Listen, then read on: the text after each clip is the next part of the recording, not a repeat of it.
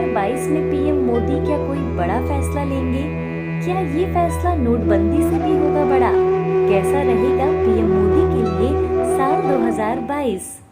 राम राम दोस्तों, मैं दीक्षित आप सभी का वेलकम करती हूँ। हम हमेशा की तरह आपके लिए लेकर के आए हैं एक बहुत ही रोचक विषय, और हमेशा की तरह आपके सभी प्रश्नों का उत्तर देने के लिए हमारे साथ मौजूद हैं आचार्य राजीव शुक्ला जी। राम राम गुरु जी। राम राम राम राम। गजाननं भूतगणाधिसेवितं कपितजम्बूफलचारुभक्षणं उमासुतं शोक विनाशकारकं नमामि जगन्नाथं पार्थं। इस प्रकार से जितनी भी बाधाएं आती हैं उन बाधाओं को दूर करने के उपचार भी होते हैं, लेकिन इन सब के बीच कुछ विशिष्ट कुंडलियां होती हैं ऐसी जो कई युगों में या कई दशकों में एक बार विश्लेषण करने का मौका मिलता है। उसी प्रकार की कुछ महाविशेष कुंडलियों के ऊपर ही चर्चा हम करते रहते हैं। आज इसी संदर्भ में आदित्य जी बताएंगी कि हमको क्या निष्कर्ष निकालना है। हाँ गुरुजी, तो फ्रेंड्स, आज हमारे चर्चा का जो विषय है वो है भारत की राजनीति से जुड़ा हुआ।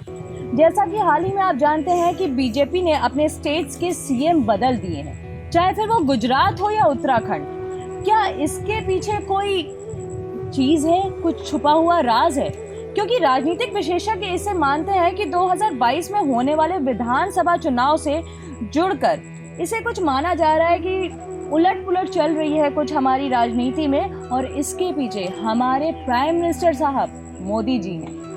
तो आज हम उन्हीं की कुंडली से विश्लेषण करेंगे और गुरु जी हमें बताएंगे कि आगे वो क्या प्लान कर रहे हैं या उनकी कुंडली में और क्या क्या चीजें आ रही हैं, क्या हो सकती हैं पॉसिबिलिटीज। बिल्कुल सही बात है। हम लोग बात करेंगे केवल पॉसिबिलिटीज की और ज्योतिषीय विश्लेषण की, वो भी उस कुंडली के आधार पे जो हम लोगों के पास अवेलेबल है, अलग अलग रिसोर्सेस के द्वारा, जो मीडिया पे भी है और लोगों के पास जो एक प्रकार से डेट ऑफ बर्थ है अवेलेबल हमारे माननीय प्रधानमंत्री जी की, उसके हिसाब से हम लोग निष्कर्ष ज्योतिषीय आकलन पे ही निकालेंगे।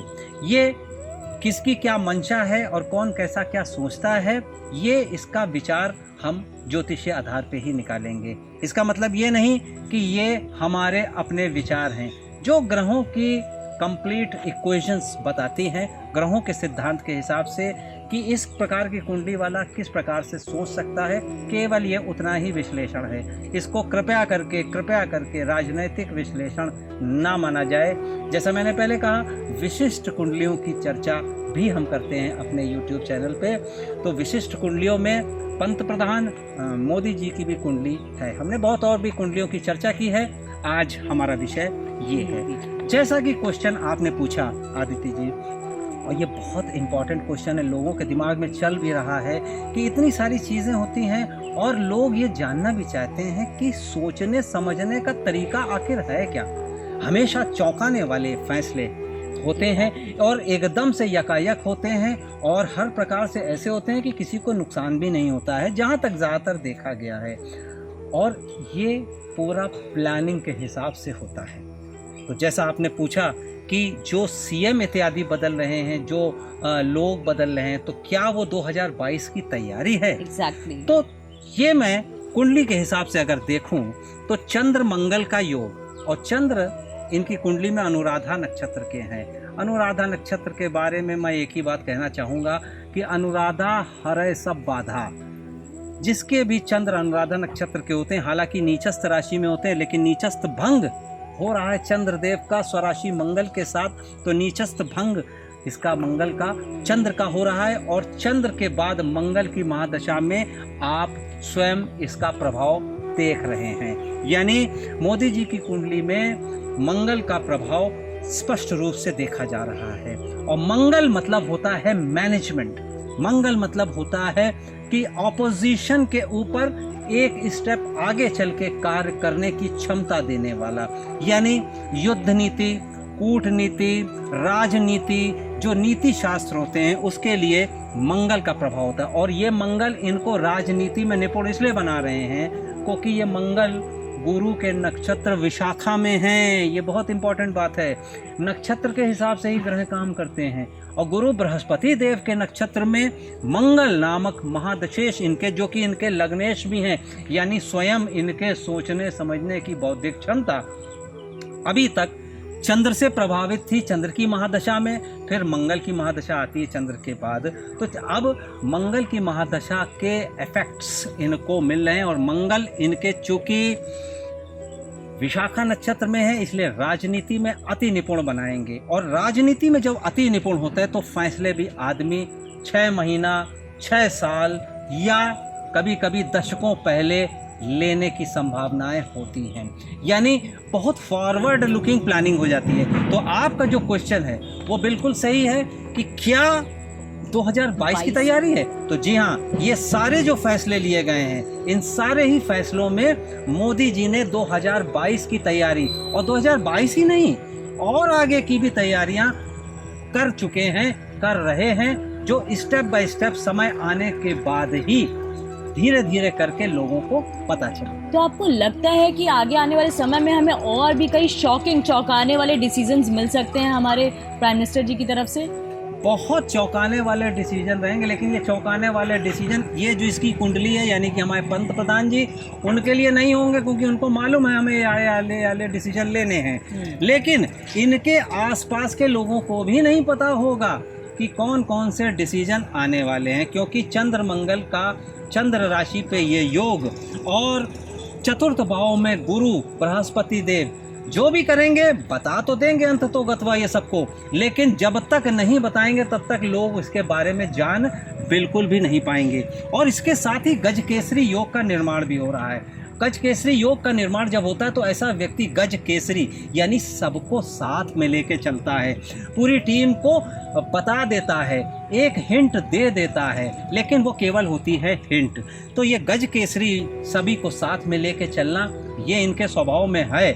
इसलिए 2022 की प्लानिंग, 2024 की प्लानिंग, 2026 की प्लानिंग, बहुत आगे की प्लानिंग करने वाली ये कुंडली मुझे दिख रही है।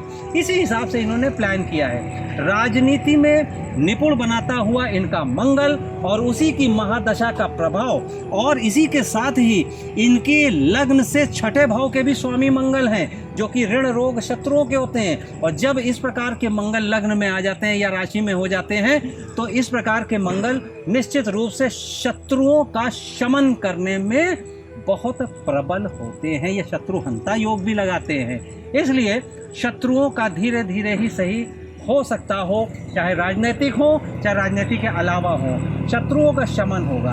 अब शत्रुओं का शमन 2 प्रकार से होता है। एक तो शत्रु अपने आप से खत्म हो जाएं, दूसरे शत्रु इनके फॉलोअर हो जाएं। तो हो सकता हो आने वाले समय में जो अभी इनसे विरोध में हैं वो इनके फॉलोअर हो जाएं। ये काफी इंटरेस्टिंग होगा। अगर ऐसा हुआ तो कई लोगों के ओपिनियंस चेंज हो जाएंगे इसके थ्रू। तो गुरुजी, जैसा कि आपने अभी हमें बताया मोदी जी की कुंडली के बारे में, तो हम ये कह सकते हैं कि मोदी जी बहुत ही फार साइटेडनेस वाले एक नेता हैं, एक प्राइम मिनिस्टर है जो कि बहुत दूर की प्लानिंग करके पहले ही चलते हैं। उनको पता है कि आगे आने वाले समय में किस तरह के चैलेंजेस आ सकते हैं, क्या हो सकता है। तो आगे चल के आपको क्या लगता है और कौन से डेवलपमेंट्स पॉसिबिलिटीज़ हैं जो आपको लगता है कि कुछ ऐसा कर सकते हैं जो कि काफ़ी इंटरेस्टिंग होने वाला है? 22 में इनकी सीट को वो पुख्ता कर सकता है, चीज़ें कर सकता है, बीजेपी वापस सेंट्रल में आ सकती है। देखिए, आपके क्वेश्चंस के कई आयाम हैं और हर आयाम को अलग अलग प्रकार से समझने की ज़रूरत है। सबसे पहले मैं आपका सबसे लास्ट क्वेश्चन लेके चलता हूँ कि क्या सेंटर में बीजेपी के आने के चांसेस हैं? तो हाँ, इनकी नेतृत्व क्षमता में बीजेपी के सेंट्रल में आने के चांसेस बन रहे हैं, लेकिन इसके पीछे केवल एक ही कुंडली नहीं होती है। सत्ता परिवर्तन में ये और इनके साथ की जितनी टीम होती है उन सब की कुंडली जब तक ना हो तब तक ये क्लियर कट नहीं कहना चाहिए किसी भी ज्योतिषाचार्य को कि हाँ ऐसा होगा। मुखिया की कुंडली के हिसाब से जो ट्रेंड होता है हम लोग उसका एक अवलोकन कर सकते हैं। इनकी कुंडली के हिसाब से चूंकि मंगल की महादशा का प्रभाव मिलेगा और खस्टेश होकर मंगल जब लग्न पे आते हैं तो हाँ कंपटीशन में जीतते हैं, क्योंकि ये भाव कंपटीशन का भी है। तो ये जो कंपटीशन राजनीतिक होगा उसमें ये विजयी होंगे, लेकिन इसका ये मतलब नहीं कि हम सीधे सीधे कह दें कि हाँ भाई इन्हीं की कुंडली के आधार पे कि सत्ता में आ सकते हैं। तो ये तो हुई एक बात कि किस प्रकार से सत्ता में आने वाली बात है, लेकिन सत्ता में आने के अलावा बहुत और भी इम्पोर्टेंट पॉइंट्स होते हैं जो हमारे राष्ट्र के लिए इम्पोर्टेंट होते हैं कि क्या राष्ट्र में नेतृत्व सही है और क्या कुछ चौंकाने वाली बातें होने वाली हैं। तो जी हाँ, 2022 के लिए बिल्कुल कमर कस लीजिए। और वैसे भी ये जैसे ही सितंबर ये निकला, सितंबर के बाद अक्टूबर, नवंबर, दिसंबर और आने वाला 2022, इसमें इतने ज़्यादा चौंकाने वाले ही नहीं, जो पहले से लोगों के दिमाग में था कि हाँ ये चीज़ें होनी चाहिए, क्योंकि प्रजा का भाव ये होता है और प्रजा के भाव पे ही गुरु बृहस्पति देव हैं और इन्हीं के नक्षत्र में मंगल हैं। तो इसका मतलब जो प्रजा चाहेगी, लोग जो चाहेंगे, लोगों की बहुत पुरानी पुरानी आकांक्षाएं, अपेक्षाएं जो पूरी करने के लिए लोग मोदी जी की तरफ देख रहे हैं कि ये होना चाहिए, ये चीज़ें होना चाहिए, चाहे राजनीतिक दृष्टिकोण से, चाहे ब्यूरोक्रेसी के दृष्टिकोण से, चाहे आप न्यायपालिका के दृष्टिकोण से, हर जगह आप पाएंगे कि कुछ अच्छे सुंदर चेंजेस होने की तरफ हैं। और ये कुछ बातें कुछ लोगों को खटक भी सकती हैं, क्योंकि एक अगर चेंज होता है तो उस चेंज से अगर 10 लोग खुश हैं तो 5 लोग नाराज भी हो सकते हैं। तो एक प्रकार से ऑपोजिशन भी होगा, लेकिन ऑपोजिशन वाले जो थॉट्स हैं वो इनको डिगा नहीं पाएंगे। ये मंगल का प्रभाव बता रहा है और मंगल का प्रभाव क्या होता है? कठोर निर्णय लेने की क्षमता होती है। तो कठोर निर्णय लेने की क्षमताओं के चलते ये राजनैतिक स्तर पे, आर्थिक स्तर पे और ब्यूरोक्रेसी के स्तर पे और इसके साथ साथ न्यायपालिका, कार्यपालिका दोनों के स्तर पे बड़े बड़े डिसीजन लेने वाले हैं, जो लोगों ने ना सोचा था कभी और जो उनकी आकांक्षाएं, अपेक्षाएं थी वो भी होता हुआ देखा जाएगा। जी गुरुजी थैंक यू सो मच। आपने मोदी जी की कुंडली को इतने अच्छे से एक्सप्लेन किया और ये भी बताया हमारे दर्शकों को कि 2022 में क्या क्या पॉसिबिलिटीज़ हैं, कैसे शॉकिंग डिसीजंस आ सकते हैं, नहीं आ सकते हैं, क्या हो सकता है, वो तो अब 2022 में ही पता चलेगा। जैसे लेकिन एक बात और हम कहना चाहेंगे, इसी कड़ी में जोड़ना चाहेंगे कि एक कुंडली, मुखिया की कुंडली, अगर राष्ट्र के मुखिया की कुंडली होती है तो उसमें इतने आयाम होते हैं कि हम किसी एक प्रोग्राम में या किसी एक एपिसोड में उसको कवर नहीं कर सकते। ये बहुत ही विस्तृत सब्जेक्ट है।